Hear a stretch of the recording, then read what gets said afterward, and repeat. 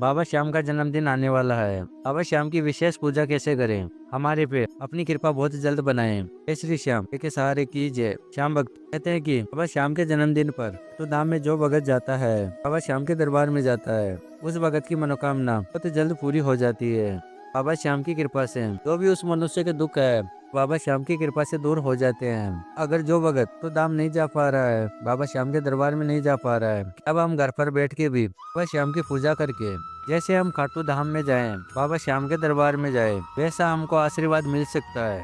बाबा श्याम के जन्मदिन पर कैसी विशेष पूजा होती है, पर वह पूजा करके वो अपनी मनोकामना बाबा श्याम से बहुत जल्द पूरी करवा सकते हैं। श्याम भक्तों, इस वीडियो को पूरा अवश्य देखिएगा ताकि आपको भी पता चलेगा बाबा श्याम की पूजा करके हम अपने दुखों से कैसे छूट सकते हैं। तो श्याम भक्तों, पहले हम बाबा श्याम की कथा सुनते हैं कि बाबा श्याम का नाम कैसे पड़ा और कैसे हारे का सहारा खेला है बाबा श्याम। 1000 पूर्व में राजस्थान के सीकर जिले में बाबा श्याम का मंदिर है और उस गांव का नाम खाटू है।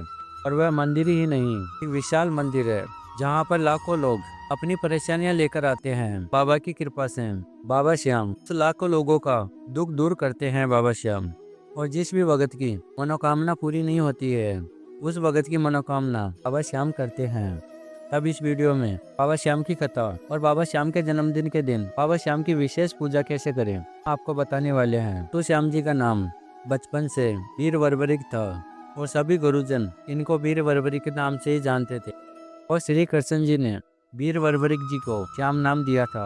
बाबा श्याम के नाम हारे का सहारा, लखदातार, किले के सवार, कलयुग का राजा, तो नरेश, इन नामों से जाना जाता है। और बाबा श्याम की कहानी महाभारत काल में पांडवों में जो भीम थे, उनके पुत्र थे घटोत्कच। घटोत्कच के पुत्र थे वीर वरवरिक, जिनको हम श्याम नाम से जानते हैं। और घटोत्कच का विवाह मौरवी से हुआ था, जो एक दैत्य राज की लड़की थी। तब बचपन से ही वरवरिक जी को अपनी माताश्री से युद्ध कला सीखी थी और भगवान शिव की तपस्या की थी। और भगवान शिव प्रसन्न होकर वीर वरवरिक जी को 3 बाण दिया। ये 3 बाण तीनों लोकों में विजय प्राप्त करने वाले थे। इतने शक्तिशाली बाण थे तो भगवान शिव ने वरवरिक जी को दिया। तब ये बाण प्राप्त करके वरवरिक जी बहुत खुश हुए और वरवरिक जी को वीरता और ताकतवर वीर के नाम से जाने जाते हैं। जब महाभारत काल में कौरवों और पांडवों के बीच में युद्ध होने वाला था, तब वीर वरवरिक जी ने अपनी माता से युद्ध देखने की आज्ञा मांगी। तब माता ने कहा कि बेटा, तुम किसकी तरफ से युद्ध करोगे।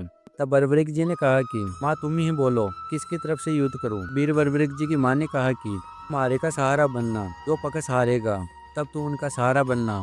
तब वीर वरवरिक जी ने कहा कि ठीक है माँ, मैं तेरी आज्ञा का पालन करूंगा। तब वीर वरवरिक जी युद्ध करने के लिए चले गए।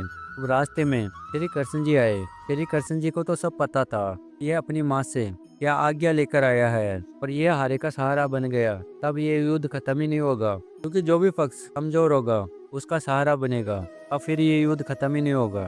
तो भगवान श्री कृष्ण ने ब्राह्मण का वेश धारण करके वीर वरवरिक जी के पास में आए और वीर वरवरिक जी को कहा कि कहाँ जा रहे हो। वीर वरवरिक जी ने कहा कि युद्ध देखने जा रहा हूँ। श्री कृष्ण जी ने कहा कि मेरे पास में तो 3 ही बाण हैं, अगर तुम्हारी इच्छा हो गई कि मैं भी युद्ध में शामिल हूँ, तब तुम किसकी ओर से युद्ध करोगे। तब वीर वरवरिक जी ने कहा कि ये मेरी माता की आज्ञा है, जो हारेगा मैं उसका सहारा बनूंगा।